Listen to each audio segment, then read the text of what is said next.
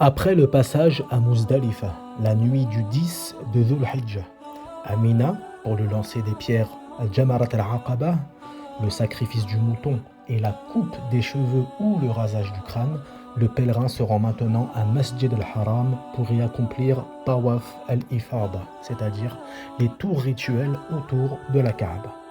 Et il est mieux de faire le tawaf après le lever du soleil du 10e jour de Dhul Hijjah, c'est-à-dire le jour de l'Aïd al-Adha.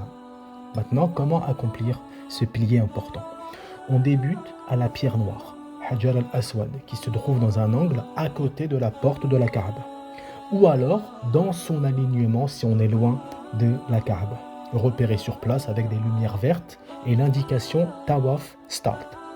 On fait 7 tours complets dans le sens inverse des aiguilles d'une montre, c'est-à-dire en gardant la Kaaba à sa gauche, et on termine le 7e tour à la pierre noire ou dans son alignement.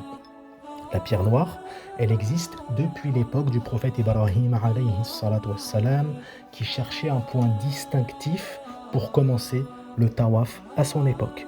Une pierre blanche est alors descendue du paradis. Elle a été placée sur un angle de la Kaaba, à côté de la porte actuelle, comme on l'a dit. Cette pierre, elle est devenue noire à cause des mouchrikines qui l'ont touchée par la suite. Donc pour faire le tawaf, on doit avoir la purification complète, c'est-à-dire le rosol et le wudu, comme pour la prière. Et l'homme, il découvre son bras droit.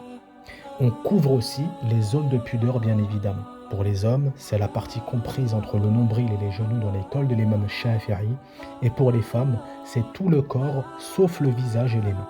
Et la femme ne doit pas couvrir le visage pendant le tawaf.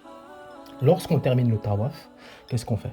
On accomplit une prière de 2 raka'ah derrière Maqam Ibrahim selon la possibilité. On évite bien évidemment de gêner les gens sur place. Et il est recommandé pendant le tawaf de faire beaucoup de dhikr, c'est-à-dire des évocations, des invocations, donc des du'as, et de saluer en levant la main droite la pierre noire à chaque fois qu'on passe à son niveau en disant Bismillah, Allahu Akbar. Ça, c'est dans le cas où on est loin de la Kaaba.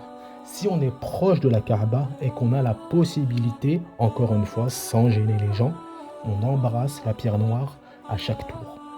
Et lorsque le tawaf est terminé, le pèlerin se rend vers le Mas'a, c'est-à-dire l'endroit du sa'i, pour faire les trajets entre As-Safa et Al-Marwa. Et on parlera de ce point dans la prochaine vidéo, si Allah Azza wa Jal nous le permet.